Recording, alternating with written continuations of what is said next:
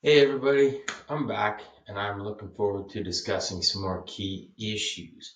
I was going to continue to address the questions that have been sent to me in order, but something has come up that is absolutely consuming all the social bandwidth and is loaded with exaggeration and manufactured conflict. As a parent and a grandparent, I cannot, with any good conscience, sit back and watch the hyperbole and lack of good governance play. Groups are playing with people's emotions, creating arguments that don't need to be there, and using minors as pawns. So I'm digging in and sharing my perspective and gonna share what I would do in that situation. As many of you have guessed, I'm talking about the Alberta book controversy. Your time is super important to me, so here's what I'm going to cover. Who's involved, the facts that I've been able to verify, why things get introduced to a school or added to a curriculum based on my studies and experience, my interpretation of the actions, and then, of course, what I would do if I was faced with this situation in a leadership facility. If this is what you're interested in learning about from what I would do, I would really appreciate it. Hang out, get comfy, and let's go through it. Who's involved? We've got the Alberta government, and they have consulted with parents and parent advocacy groups.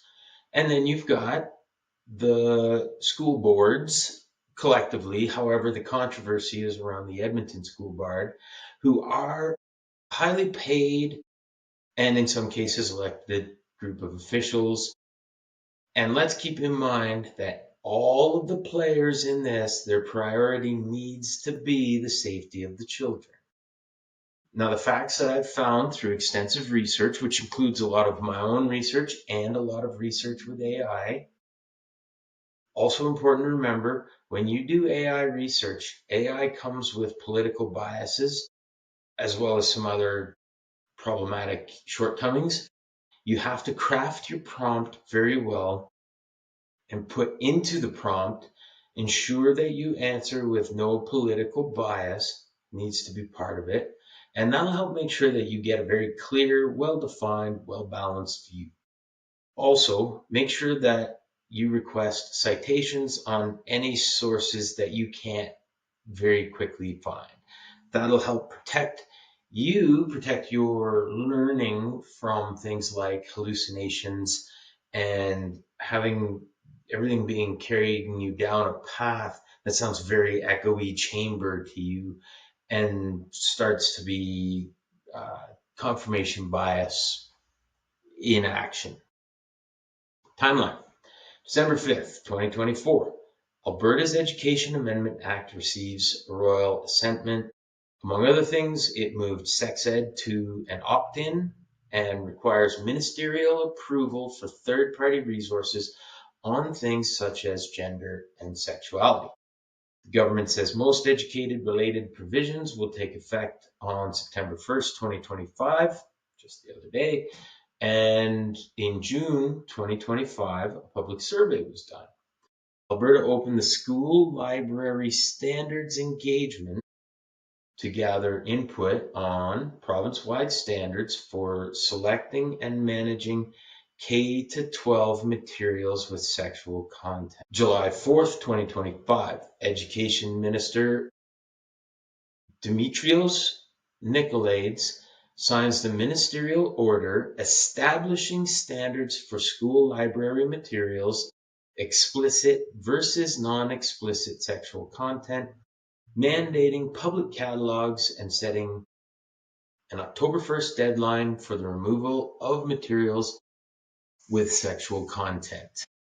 July 10th, 2025, the government publicly announces and briefs the new library standards, reiterating the October 1st deadline for removal. In that brief, the government gave 4 examples of sexual content in school libraries that had been found, naming graphic illustrated titles. So there were titles given. This wasn't just go out there and arbitrarily figure it out. August 28th to the 29th, the Edmonton Public School Board's 4 recommendations that were given to them ballooned into a list of more than 220 titles that they decided fit the criteria. Upon review, the Edmonton Public School Board verified the list and says it was compiled to comply with the ministerial order. The coverage highlights classics and among the titles on the list produced by the school board. On September 2nd, 2025, following backlash over the inclusion of classics to the school board's list, Premier Smith announced that the province will pause and rewrite the order to target books primarily with sexual images while protecting the classics.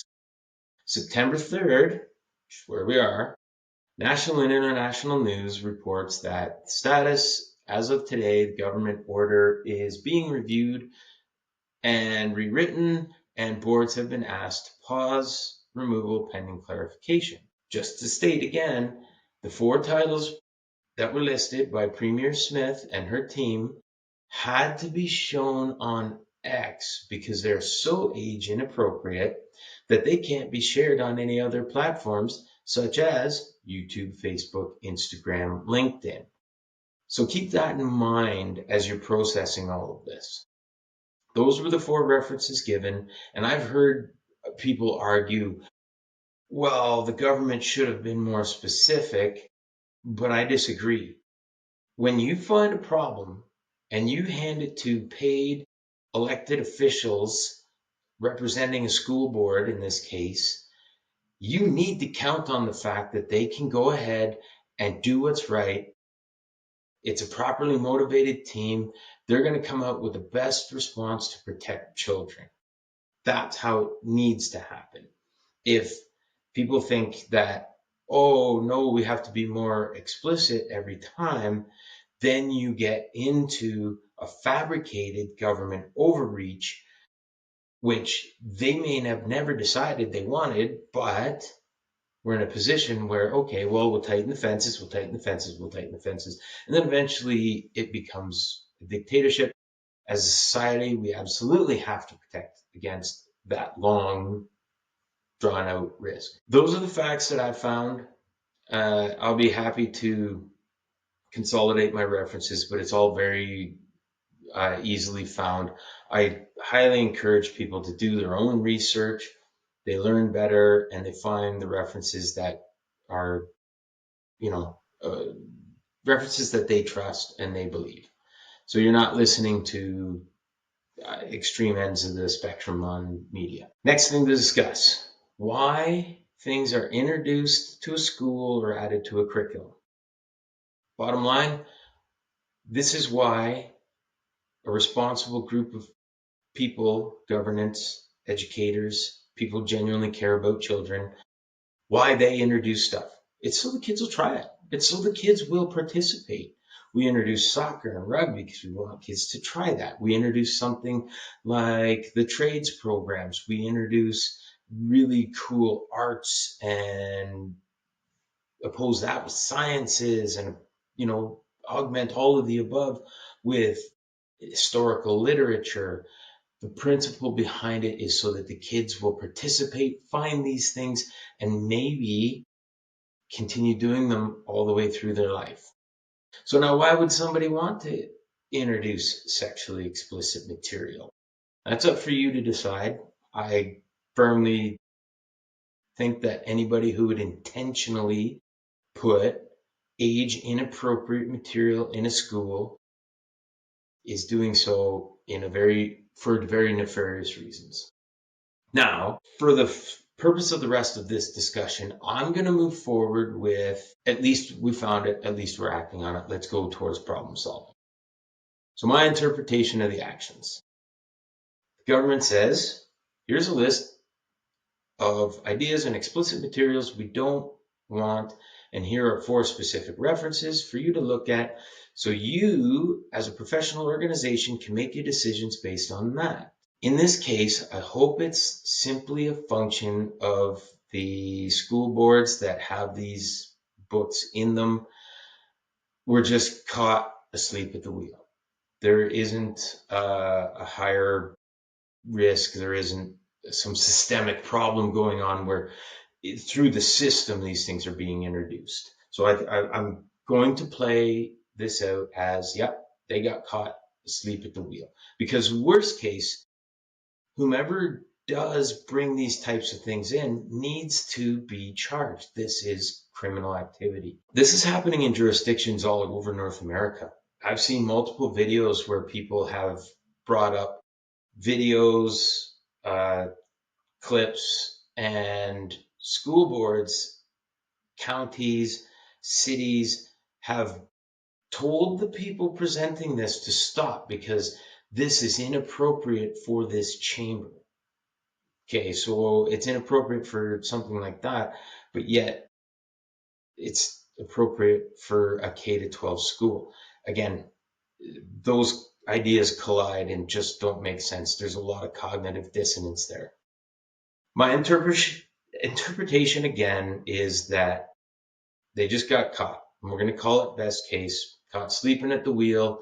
A guard was sleeping and somehow this stuff slipped. Right now, the school board, though, is acting like a kid who got caught with a Mickey of Al Cool in their top drawer, and their parents say, nope, I want you to quit drinking. I don't want you drinking. In a childish response, they run around in a hyperbole-fueled straw man argument telling everybody who will listen that, oh, my parents won't let me drink, so I can't have milk, I can't have pop, I can't have juice. All I get is water. That's really what the level of the response to go from 4 examples to more than 220. Now, I will say this.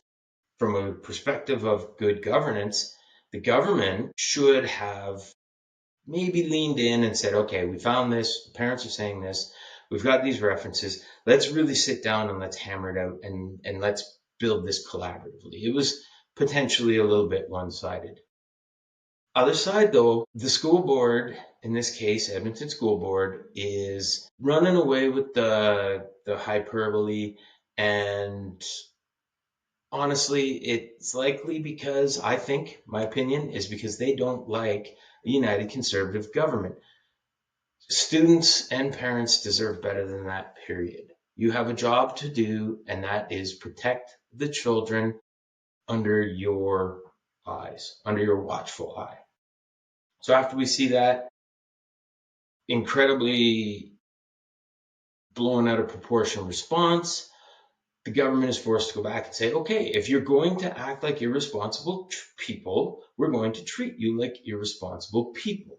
We'll give you tighter fences, tighter parameters, because you're not doing your job to protect children. The public school board, when given that list and the feedback from parents and parents group, they really needed to come to the table immediately and say, okay, wow, I didn't realize that was in there. We will get rid of these titles, we will document it, and we'll document a process that prevents this from happening again. One thing to remember, and very, very important in all of this is about making school libraries age appropriate. This isn't banning books. It's being mislabeled to drive a divisive narrative rather than owning a real problem. Book banning is societal and it lives under dictatorships like Pol Pot, Stalin, Hitler, Mao. Premier Smith's government is talking about keeping books age appropriate. Book banning is a mislabel to drive emotional response. I really don't think that there's any reasonable thinking parent, grandparent, aunts, uncles, whomever, who would say that sexually explicit material belongs in a K to 12. We need to peel this all into proper buckets where get inappropriate material out of schools, make sure that the kids are looked after, and make sure that your governance bodies are working together. And this is how it pertains to the election. And this is what I bring and I hope to bring for you and to Red Deer towards improving things. First and foremost, my actions. When a government organization or other body, union, whatever, comes and says, hey, we have found this, we need this, and here's an example, the immediate response is let's get everybody together, the appropriate team, appropriate team, and let's risk assess. What's the risk? What's the upside risk? What's the downside risk? In this case, it's pretty obvious the downside risk of sexually explicit material available to minors comes with very large negative consequences. And I really can't, in my mind, see an upside to allowing any type of sexually explicit material to minors. Yes, there's sex ed classes that are controlled and have, a very good purpose and have served very well. Nobody, again, is implying that that needs to be taken out. After you figure it out, you get through, you've got the stakeholders, you take the steps to eliminate or act on what needs to be acted on. You, by collaborating and communicating, you prevent knee-jerk reactions where somebody says, oh, you want me to pull books, so I'm going to pull 220 plus. One of the books that caught my eye was Atlas Shrugged by Ayn Rand. Now, if anybody looked at this and thought a conservative government was going to ban Atlas Shrugged, they clearly have never read Atlas Shrugged. It's probably the most anti-socialist, pro-capitalist book ever written. So my recommendation to people is just ignore the hyperbole and the mislabeling, stick to the facts, conduct your own research, reach out to your officials and find out. Ask, can this happen here? And then let's work on this, let's work on a solution, understand the risk, formulate a plan, and act swiftly. Now, for City Council, if this is the sort of action you want, if this is the sort of mindset you want, go to my website, go to my support page. I have tens of thousands of people that I need to get in front of, and I need your help to do that. If this is the way you want things dealt with, critically thought out, engaging all the stakeholders, taking the steps to protect children, then please vote for me October 20th. I really appreciate everybody's time here. Thank you very much, Red Deer. I appreciate you, and I look forward to being part of making Red Deer a more fantastic place for future generations. Thank you so much, everybody, and enjoy the rest of your day. Thanks.